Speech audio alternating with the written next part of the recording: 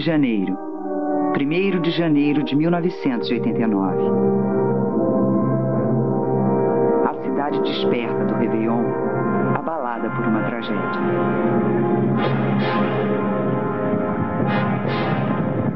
De manhã cedo, na área do acidente, as equipes de mergulhadores do Grupamento Marítimo do Corpo de Bombeiros do Rio começaram a procurar as vítimas. Este foi o exato local onde o Batomushi 4 naufragou.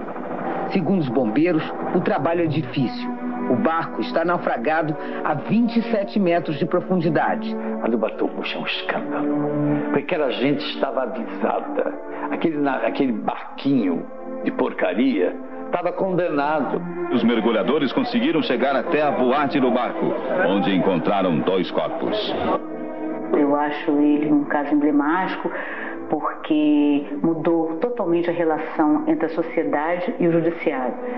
As lanchas da Marinha e do Grupamento Marítimo retornaram pouco depois da 1 da tarde. Uma delas trazia 6 corpos. Que não é possível que se queira impunemente transformar um chassi de Volkswagen num ônibus e que as pessoas consigam jogar as responsabilidades para quem já morreu. O Batomushi começa a sair do mar. A tragédia está intimamente ligada à forma como essa empresa era gerida. Não espanta que tenha havido morte, que tenha havido uma tragédia.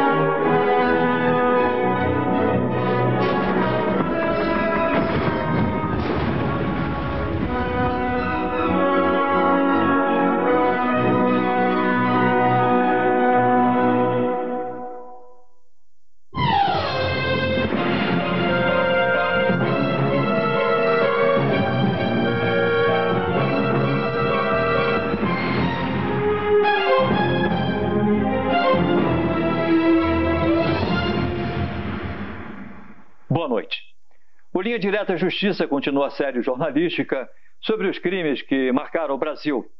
Hoje você vai acompanhar a história de uma tragédia anunciada.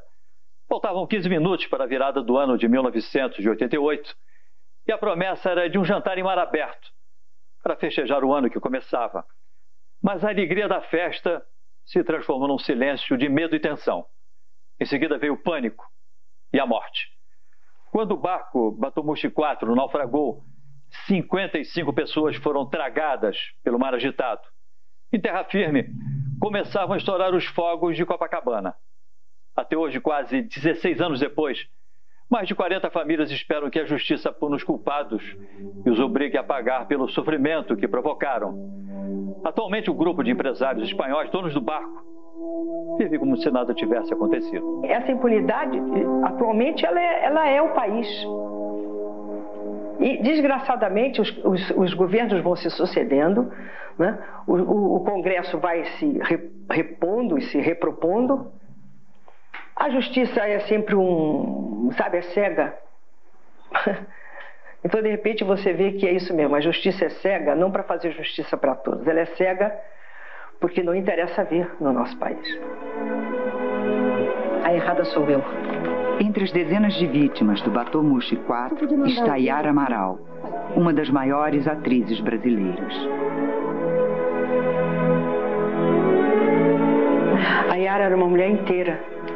A Yara era uma atriz maravilhosa, uma atriz de uma potência cênica muito grande. Fez trabalhos excepcionais, uma atriz premiadíssima. Porque a Yara era uma figura politizada, firme, uma mulher batalhadora, socialista, evidentemente, de esquerda, evidentemente. Mas a Yara era uma romântica. Era mãe de família. Era mulher apaixonada pelo homem dela. Ela se dizia uma operária do teatro, como eu também me tive. Era tímida, era doce. Yara Amaral aproveita os dias de folga das festas de fim de ano para ficar com os filhos. O que vocês acharam da cena? Mãe, tá muito legal. Você é a melhor atriz do mundo, mãe. Eu aprendi a desconfiar dos elogios, principalmente dos filhos. Não, mas tá legal mesmo. Naquela semana, ela falou um negócio que pareceu um pouco profético. Eu tava na piscina, tava eu, o meu irmão, e ela virou e falou, eu vou entrar na piscina. Mãe, desde quando a senhora perdeu o medo d'água? Eu não perdi, mas eu estou lutando contra ele. Eu quero aprender a nadar. Ah, mas por que essa novidade agora? É que eu me vejo morrendo no mar. Que isso, mãe? Tá maluca? Eu, hein?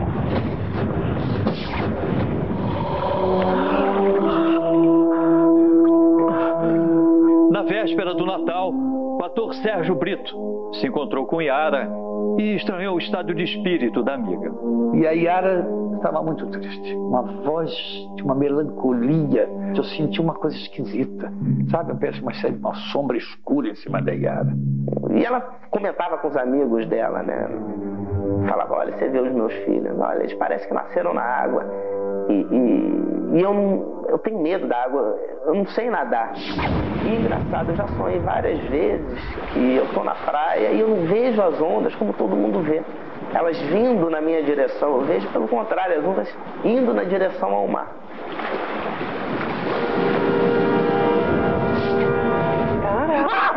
Que susto! Yara recebe a visita da amiga Dirce Grotkowski. Que vida mansa, hein? Estava sonhando com um príncipe encantado. Que me dera. Era aquele sonho estranho de novo. Ai, Yara, esquece esse sonho, vai. Olha aqui, eu tenho uma novidade. Nós vamos passar o Réveillon juntos. O Silvio comprou os ingressos pro Batomushi. Olha aqui, olha. Ai, não vai ser maravilhoso? A gente no meio do mar vendo aqueles fogos.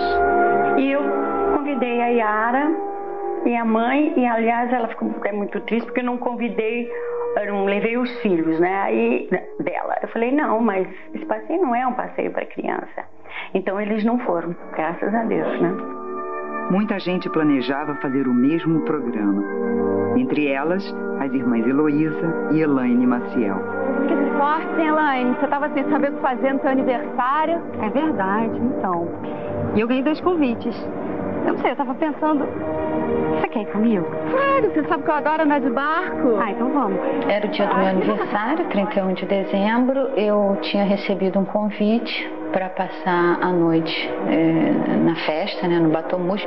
A família Fisman também planejava fazer o passeio. Bom dia. Pela manhã, a família Fisman recebe a visita da filha Solange com o marido Roberto. E aí, tá todo mundo animado pro nosso Réveillon? Ai, mais ou menos. Eu não dormi bem essa noite, não. É verdade. Ai, você também? Como assim eu também? Eu tive um pesadelo horrível. Eu sei que a minha turma inteira da ginástica tinha morrido num naufrágio. Jura? Gente, que coisa estranha. Eu também sonhei que várias pessoas estavam morrendo afogadas. Dá licença. Oi, gente, vamos mudar de assunto aí, ó. Boa de prato dos nossos pais. Lembrou? Meus pais iam viajar para comemorar as bodas de prata e nós, os 3 filhos, convencemos a passarmos juntos no Réveillon, no Batomushi. O advogado Boris Lerner também estava no Batomushi. Ele convida a família de seu melhor amigo. Boris Lerner, a mulher Irene e o filho Eduardo vão comprar os ingressos para o passeio do Réveillon. Boris, você passou direto pelo Sonho Mar, não é? A entrada ficou para trás. Ai, droga, eu tô tão distraído. Vê se tem um retorno. E Peraí que eu vou dar uma volta. Ah, Boris, tá ficando tarde. Vambora, deixa pra lá, deixa. Ah, não. O que, Dudu? Vai, por favor. Ele vai querer ir no barco de qualquer jeito. Calma que eu vou dar uma volta, peraí. O restaurante Sol e Mar, no bairro de Botafogo, pertence à mesma empresa do Batomushi. Aqui, os ingressos para o Réveillon são vendidos. Quem estava ali no Sol e Mar era o Francisco Garcia Ribeiro que era o dono da Itatiaia Turismo, e perguntei se ele tinha ingressos, e ele disse, você tem que comprar logo porque são os últimos ingressos. E aqueles últimos ingressos, que supostamente eram os meus, eu vi que depois da listagem tiveram acho que mais uns 20 últimos ingressos. Por favor. O primeiro barco a ser ocupado é o Batomushi 3. Nelson Brandão e a mulher estão na fila, atrás de uma família. Um momento, por favor. Quantos? Senhores, o barco está lotado, só cabem mais 2 passageiros. Mas logo na nossa vez, mas a gente vai embarcar, né? Com certeza o senhor embarca na outra embarcação. Tá bom. Olha, tem mais 2 lugares, nós somos 3, vocês podem passar à frente se quiserem. Tá, feliz ano novo. Fomos os 2 últimos a embarcar no Batomushi que não afundou. Os passageiros do Batomushi 4 começam a embarcar.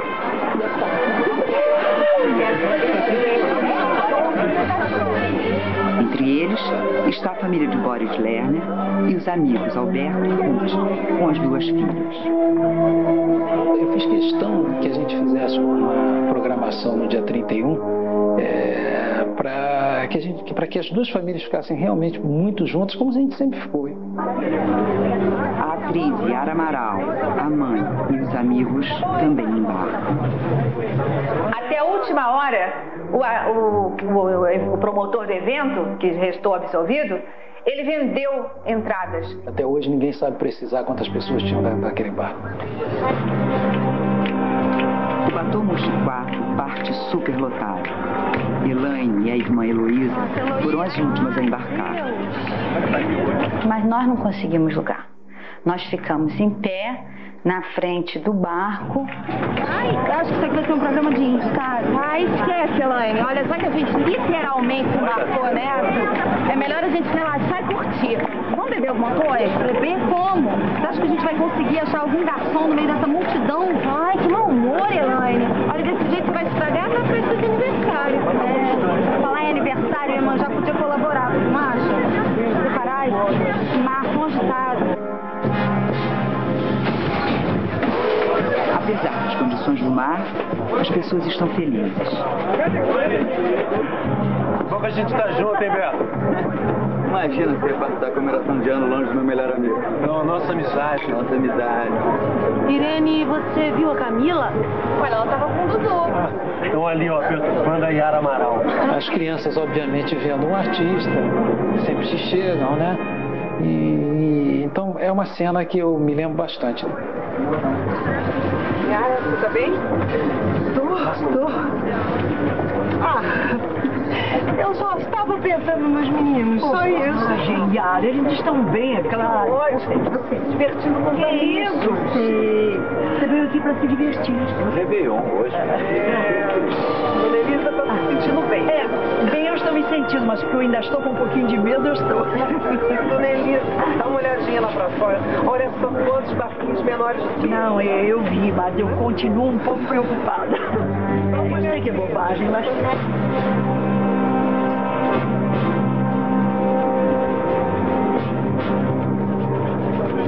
Na cabine de comando do Batomushi estavam o capitão Camilo Faro e o engenheiro civil Mário Triller, responsável pela reforma do barco. Segundo testemunhas, o capitão Camilo já tinha reclamado das condições de segurança da embarcação. Quando ele foi comprado pelos espanhóis, ele já estava velho, já era um barco que não estava em bom estado. O Batomushi 4, um iate de passeio para 20 pessoas, foi comprado por um grupo de empresários espanhóis e transformado num barco de turismo. Na reforma, comandada pelo engenheiro Mário Triller, foi construído um segundo andar com uma laje de cimento de 4 toneladas. Mas na realidade eu não vi o barco que eu construí naufragado, porque era totalmente diferente o barco que foi a pique. Às 10h15 da noite, o Batomushi foi parado pela Polícia Marítima e obrigado a voltar para o cais. Nelson Brandão, que estava no outro barco, o Batomushi 3, viu tudo. Comentei com as pessoas, esse barco tá troncho, ele vai afundar, meio brincadeira. No cais, 2 militares da Polícia Marítima entraram no barco e fizeram a recontagem dos passageiros. 160 pessoas é o número que consta de um telex da Marinha e que essas pessoas, então, deveriam desembarcar. Alguém ia desembarcar. Os militares conversam com dois sócios da firma Batomushi e o dono da Itatiaia Turismo, Francisco Ribeiro, responsável pela venda dos ingressos. Há uma conversa no pier, uma conversa de que ninguém ouviu, né? Alguns gestos, mãos que se apertam, alguém entrega alguma coisa a alguém. Nós tivemos 2 testemunhas que depuseram dizendo que tinham certeza que era dinheiro, e sem acontecer nada de diferente, o barco milagrosamente se transforma novamente num barco em condições. Ninguém desembarcou. Minutos depois, o barco é liberado e volta ao mar. O destino trágico do Batomushi 4 está selado.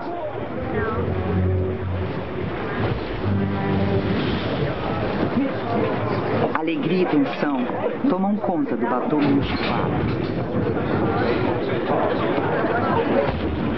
Vários sinais denunciam a tragédia. Imagina, tem alguma coisa muito estranha acontecendo lá embaixo. Estranho? O que foi, minha filha? Tá tudo alagado, tudo alagado. Alagado como? No banheiro. No banheiro, a água, em vez de descer, ela tá subindo. Você jorrava a água do mar pelo vaso sanitário. O vaso sanitário virou quase um chafariz. Govertão, quer alguma coisa pra comer? Bora, se encontrar alguma coisa lá. Na hora do jantar, mais uma constatação. A coisa acabou com uma rapidez muito grande, demonstrando que eles não estavam preparados para aquela quantidade de gente que estava ali no barco. O barco balança muito, provocando acidente. Não tinha lugar específico para botar o copo, era um copo em cima de uma mesa solta. Os coletes salva-vidas, eles ficavam presos num gradeado, no teto, exatamente em cima da mesa do buffet. Esse estrangeiro pegou esse colete e nessa hora, aí tinha umas pessoas comentaram assim: lá vai o covardão, pô, um cara desse tamanho, fortão, precisa de colete e tal. Eu creio que você viu. Naquela hora eles estavam cantando, né? Aquela musiquinha clássica do se isso não virar, olhei, olá, eu chego lá. O Batomushi 4 entra em mar aberto, a caminho de Copacabana. As condições precárias do barco se tornam críticas. Mesmo assim, a festa continua. Roberto e Adriano sentem que algo está errado. Ô Adriano, esse barco tá entortando cada vez mais, eu tô ficando cada vez mais torto, pô. Eu diria que ambas as respostas são verdadeiras.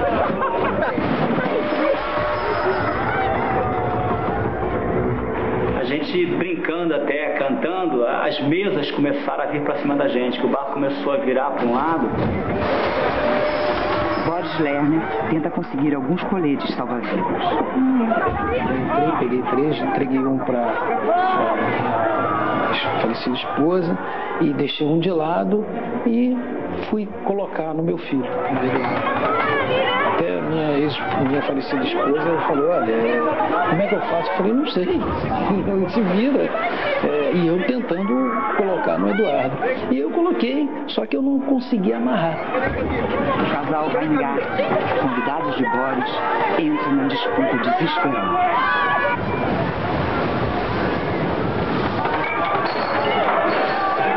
Foi nessa hora que a gente achou que ia ficar até preso, ficar machucado por alguma mesa que estava correndo na nossa direção com um pouquinho mais de peso. E aí eu gritei para ela, falei: pula. E pulamos na água.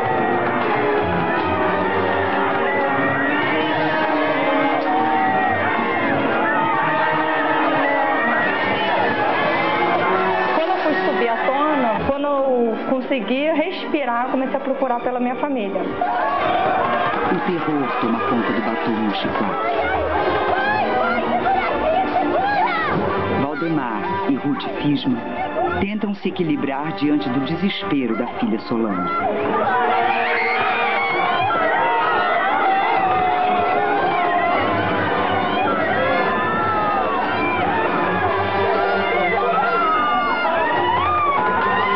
Elaine Maciel procura pela irmã. O pânico também toma conta do contexto principal. Eu tô apavorada, minha filha. Eu tô apavorada. Fica comigo, pelo amor de Deus.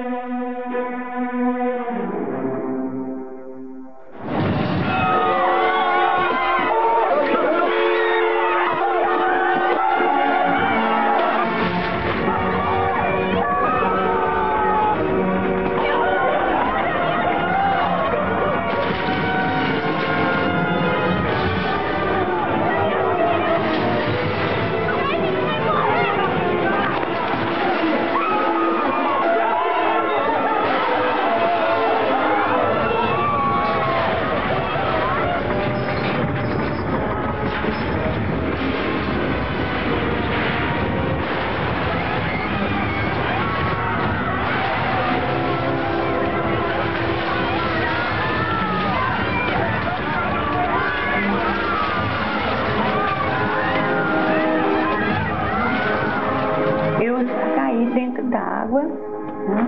Não sei nadar, caí, afundei. Eu me lembro assim como se eu estivesse dando um voo. Sabe esse voo que você vai assim e não tem nada embaixo? E a minha preocupação na hora foi exatamente meus pais. Quando eu pulei no mar, eu pulei exatamente onde eles estavam. Calma, Ruth! Calma! Não adianta se desesperar, Ruth! Tá bom, gente, tá bom! Segura aqui! Segura aqui! Segura aí! Entre a ilha de Cocumbu e o Costão do Leme, a mais ou menos 2 quilômetros da praia de Copacabana, o Batomushi 4 afunda lentamente.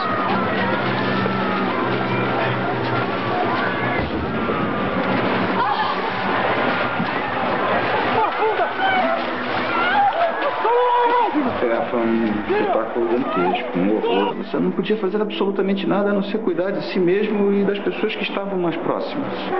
Outros barcos passam pela cena do naufrágio sem prestar socorro.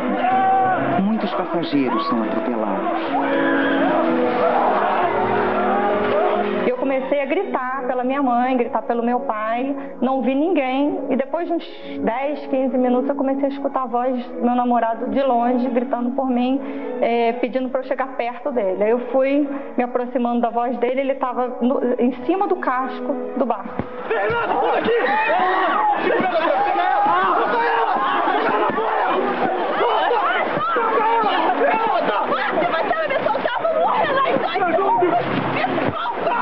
Tinha uma pessoa até da banda, um dos músicos, me agarrando pela cintura, tentando ser puxado junto comigo. Só que naquele momento eu tive que pedir para ele me largar para eu poder subir primeiro, depois ele subia. Chegando no casco do barco estava o Roberto, meu cunhado, e o meu marido atual lá. E a gente ficou vendo os fogos de meia-noite, nessa hora.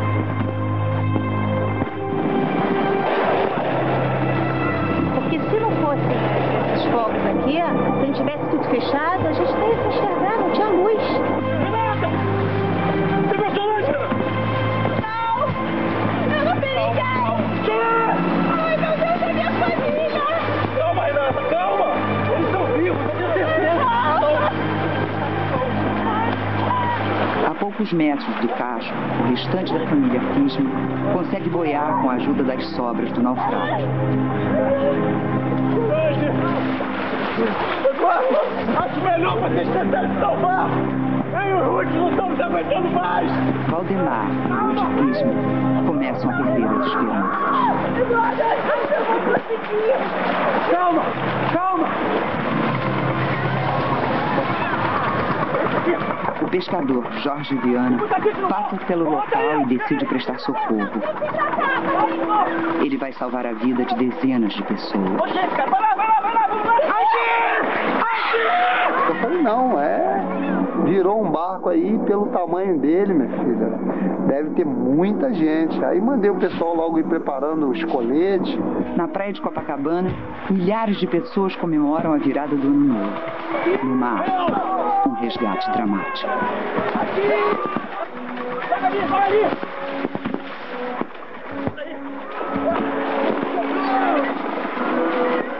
Solange e Valdemar Fisma são logo resgatados.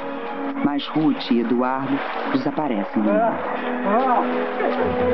Pai, eu não vi! A mamãe e o Eduardo subirem no barco, não vi! Calma, filha, vai terminar bem! Pouco depois, Elaine Maciel também é salva. Pai, eu não vi! A mamãe... A superlotação do barco começa a preocupar. Jorge, viu o que você está fazendo? Seus filhos estão aqui, vai acabar morrendo. Fica calma que eu resolvo, tá tranquilo. Não fica todo mundo tranquilo, senta! Senta agora! Todo mundo sentado, senão esse barco também vira! Não fica calmo, gente, senão não dá! O pescador foi muito hábil, porque gritava também com a gente para ficar no fundo. Senta, senão nós vamos virar, não sei o quê.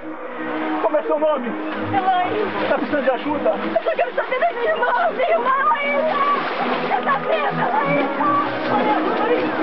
Elaine não sabe, mas a irmã Heloísa já está no barco.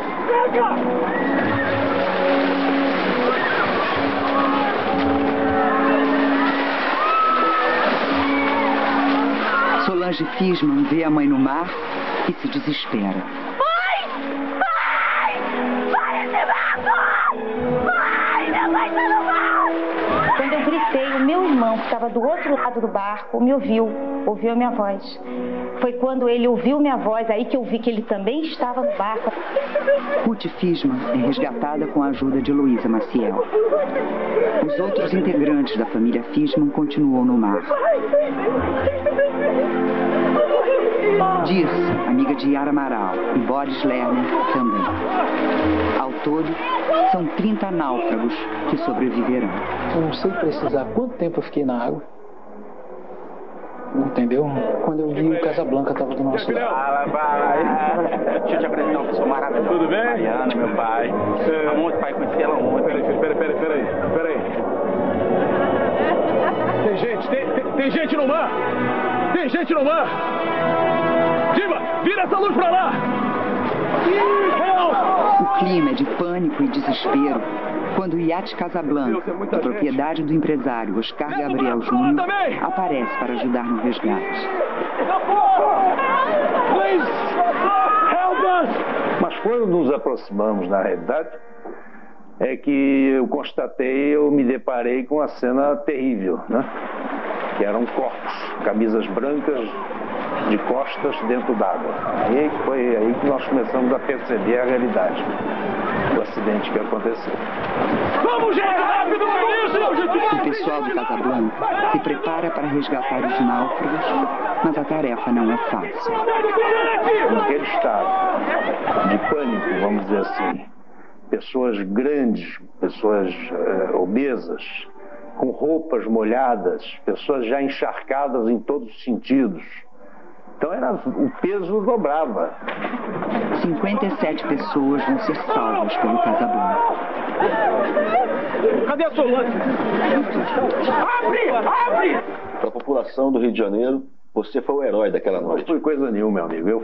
Deus me deu a graça de na hora passar e poder ajudar dentro das possibilidades aquelas pessoas. Graças a Deus, eu agradeço muito a Deus por isso. Agora, foi muito triste, é um assunto doloroso, é uma coisa que eu evito realmente falar.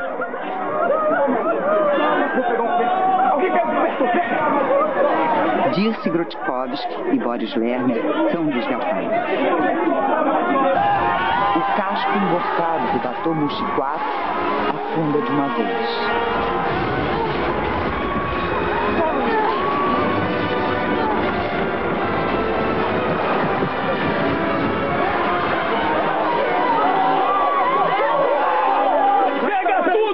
Plástico, madeira, isopor, o que for essa valendo? Joga tudo no mar!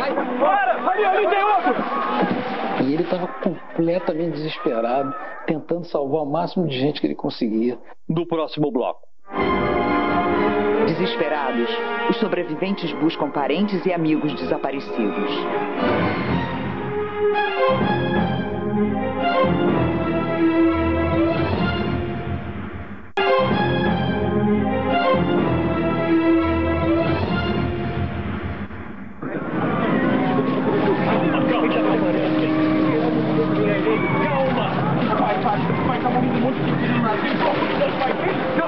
Boris Lerner vê o filho Eduardo no mar. É meu filho ali!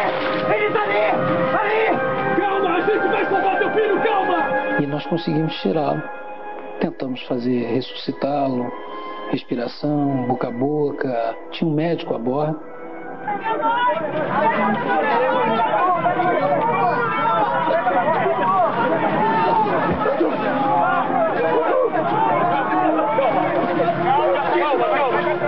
Calma, ele é médico. Ele vai salvar o seu filho. Calma. Vem comigo, vem. Vamos lá pra dentro, vem. Roberto, Adriano e Renata Fisman também são resgatados. Quando Quando eu cheguei no Casablanca, eu fiquei sentada esperando salvar minha família. Calma! Minutos depois, o médico procura o dono do Casablanca. Mas, cara, eu fiz o possível. O menino não resistiu. O que eu digo pra ele? Sei lá, diz qualquer coisa.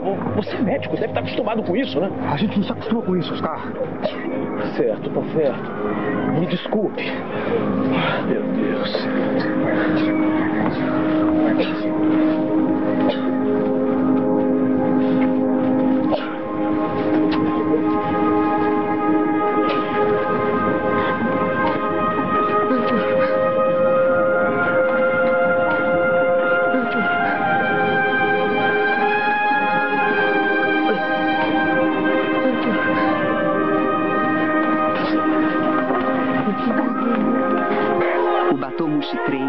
Chega ao local do naufrágio.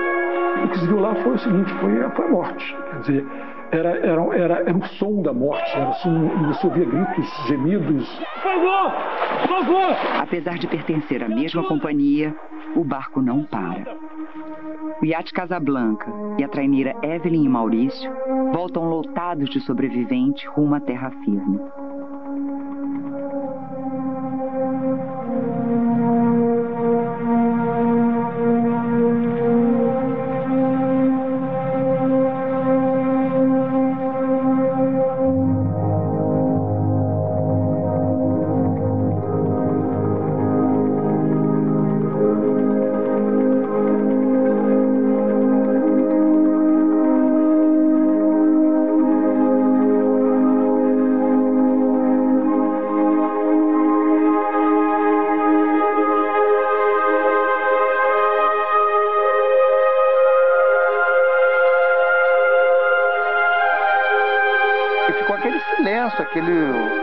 Eu não sei nem o que leva aquilo, eu não sei nem te dizer o que é aquilo, se é pânico, o que...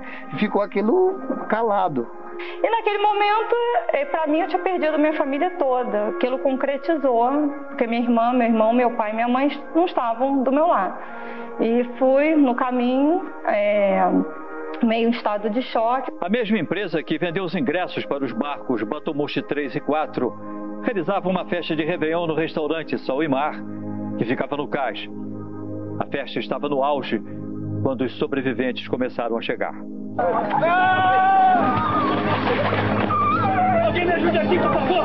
Segundo testemunhas, os responsáveis pela tragédia ignoram os náufragos. Foi tão absurda, coisa tão absurda, que eles fecharam o restaurante para não dar acesso às famílias. Então era só pelo salva-mar que eles entravam. Entendeu? Eu não sei, o desrespeito foi tão grande naquele momento que eles não se preocuparam com as vítimas. O socorro se dirigiu em alta velocidade para lá pouco depois da 1 da manhã. Começavam a chegar os sobreviventes. Para muitos ali, era o fim de uma espera angustiada. Milagrosamente, a família Fishman inteira consegue se salvar. Meu pai sumiu! Minha mãe não vai sumir! E foi a partir daí que eu comecei a acreditar em Deus. Que até então eu não tinha muito essa coisa de pensar em Deus, né? Mas depois disso é que eu sei que Deus está com a gente o tempo inteiro. E quando a gente tem que ir, a gente vai.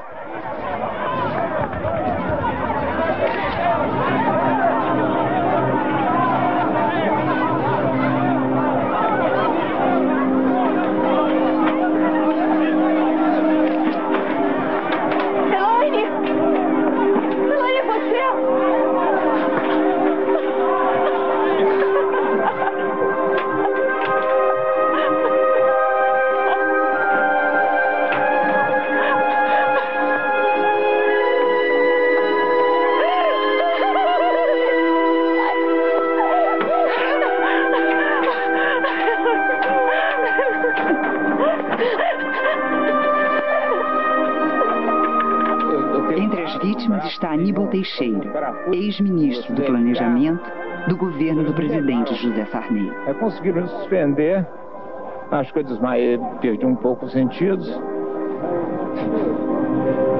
Agora eu só queria ter uma notícia da minha mulher. Minutos depois dessa entrevista, Aníbal Teixeira ficou sabendo que a mulher tinha morrido.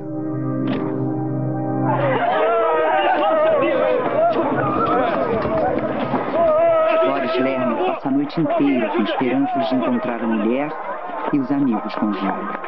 Mas a vigília é inútil. E aí eu só vim encontrar o corpo da Irene no Instituto Médico Legal e o Beto, meu amigo Roberto, e a sua filha Camilinha só foram encontrados no dia seguinte. A outra filha dele sobreviveu? Sobreviveu e tinha que encontrar forças em algum lugar, né? Porque eu tinha mais uma filha que não tinha ido e que estava dependendo única e exclusivamente de mim. Os 2 filhos de Yara Amaral estavam numa festa de Réveillon na casa de amigos e se surpreenderam com a chegada do pai. Foi ele quem deu a notícia de que o Batomushi 4 tinha naufragado, provocando a morte de dezenas de pessoas. Naquela hora, a gente tentou não acreditar que era o pior que tinha para acontecer. A gente não queria acreditar.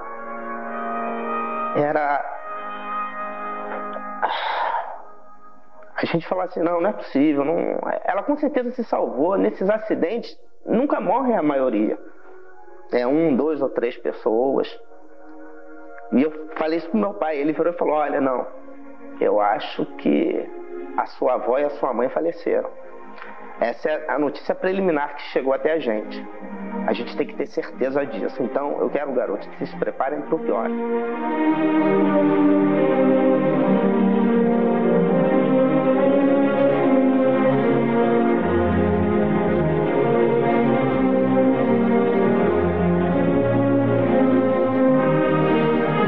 Yara Amaral morre de um ataque cardíaco. O país inteiro fica chocado com a tragédia e exige a punição dos donos da empresa Batomushi, os 9 empresários espanhóis e um empresário português. Em novembro de 1990, eles são levados a julgamento, mas a decisão é surpreendente.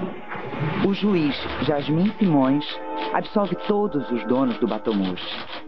Ele responsabiliza apenas o engenheiro Mário Triller e o comandante Camilo Faro, que tinham morrido no naufrágio. Ele se convenceu, o juiz da primeira instância, que os mortos é que eram os culpados. O juiz Jasmin Simões foi procurado pelo Linha Direta Justiça, mas não quis gravar entrevista. Eu me senti frustrada, porque havia empenhado tanta energia naquele processo, e que terminou o processo, eu juntei a apelação e fui para o hospital. Eu me tornei diabética nesse processo. Quer dizer, uma coisa amarga que se tornou doce no meu sangue. Num segundo julgamento, o presidente da 4ª Câmara Criminal condena 2 sócios minoritários, Álvaro Pereira da Costa e Faustino Puertas Vidal, a 4 anos de prisão em regime semiaberto. É a única coisa que a lei me dava oportunidade de fazê-lo.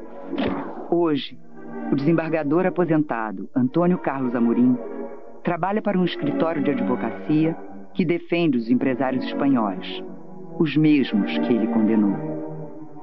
Então eu fiz uma comunicação ao escritório de forma clara, assinei dizendo o seguinte: eu estou impedido de sequer ouvir falar neste processo, sob pena de eu deixar o escritório neste momento. Me espanta muito hoje o doutor Antônio Carlos Amorim integrar uma sociedade de advogados que faça a defesa dessas pessoas. Eu pensei que o escritório daqueles 2 advogados defendessem as vítimas. E eu vinha saber, por acaso, agora, quando eu vinha para cá, por um advogado, não, o escritório defende os condenados pelo senhor. Eu digo, olha, pior ainda, hein? Defende os condenados, está no lado errado. Mas eu não quis mexer nisso. Os empresários Álvaro e Faustino cumpriram apenas alguns meses da pena. O Ministério Público continuou a investigação das transações comerciais dos empresários espanhóis e descobriu uma gigantesca sonegação de impostos. Os números da dívida com o Estado e com a União chegavam a quase 17 milhões de reais. Isso mesmo, 17 milhões de reais. Mas até hoje os processos se arrastam nos tribunais e ninguém foi preso por esses crimes. O grupo de empresários espanhóis ainda hoje é dono de mais de 80 empresas, entre casas noturnas, hotéis, restaurantes e imobiliárias. 6 anos depois do naufrágio, foi decretada a prisão por sonegação fiscal de Avelino Fernandes Rivera, o cabeça da organização. Mas ele já tinha fugido. Ele e também Álvaro e Faustino.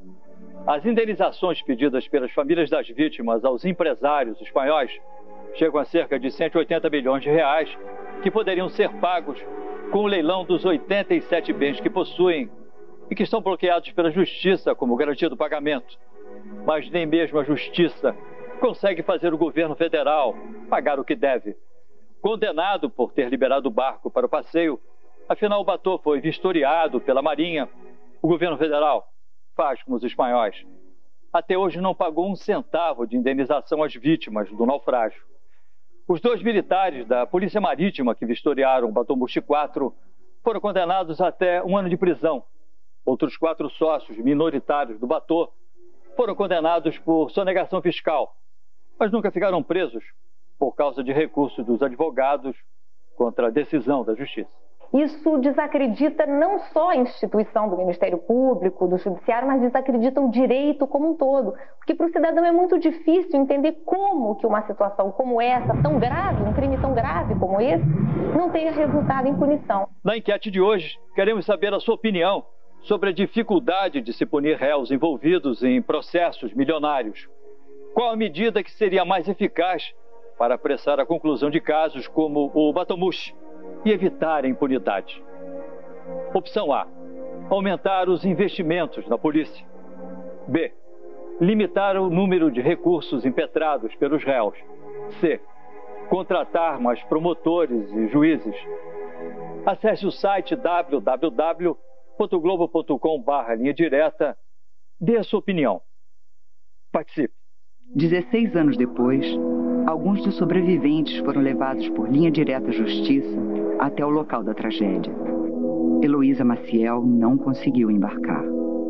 Não, eu não quero. É um estresse muito grande que eu posso evitar. Onde o Batô Mushi 4 afundou, as lembranças. O barco estava superlotado, estava aquelas ondinhas, aquele negócio estava enjoado. Aquele clima que se formou naqueles 5 minutos finais, eu senti que foram 5 minutos de pavor. Eu, infelizmente, vi também em cima do Casablanca. Viu? Eu não vi nada. Eu vi gente chegando perto da escada e não conseguiu segurar na escada. Quando a gente está do lado do nosso herói, você sabe que eu estou tão segura do teu lado. A tua esposa, ela falava, não bota mais ninguém aqui, porque ela via que a coisa estava lotada, né? E você cada vez mais enfiando gente dentro do barco sem limite nenhum. Mas pra quem vê a coisa, acho que o barco não cabe. Tinha todos os tripulantes, eu acho que era todo mundo. Bem poucos tinham morrido ali. Em instantes. O destino dos acusados do naufrágio. O naufrágio do Batô Mushi só serve até hoje para 2 coisas: para descredenciar a justiça e punir as vítimas.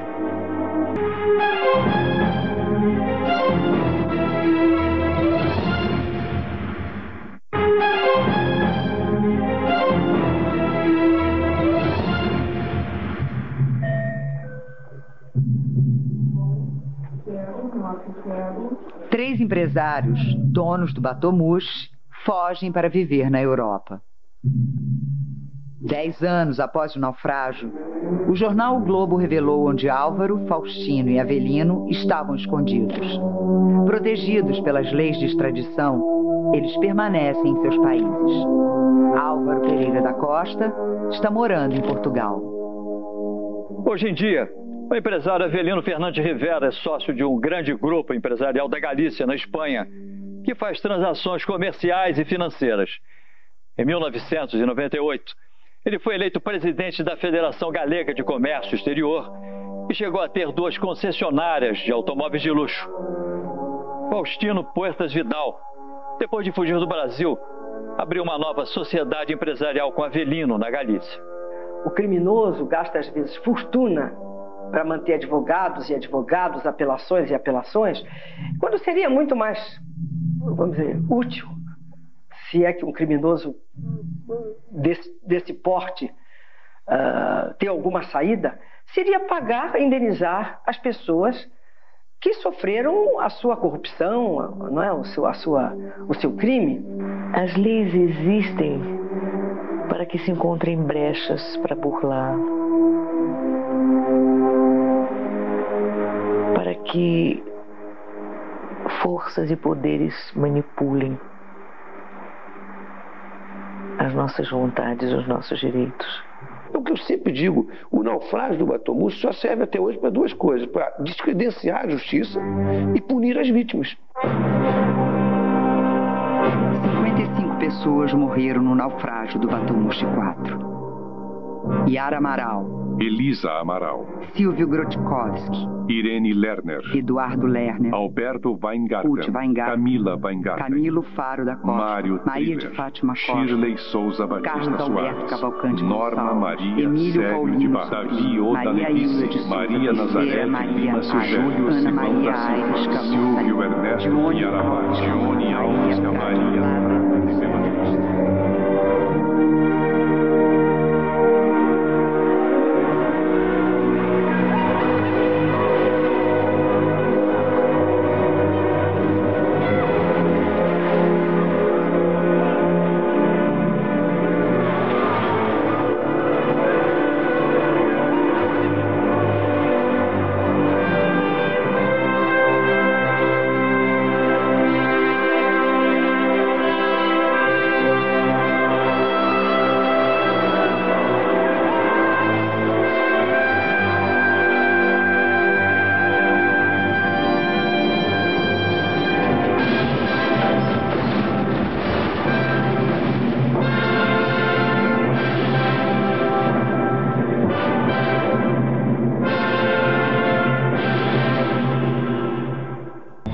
Direta Justiça de hoje, você viu como foi o naufrágio do Batomushi no Réveillon de 1988 no Rio de Janeiro.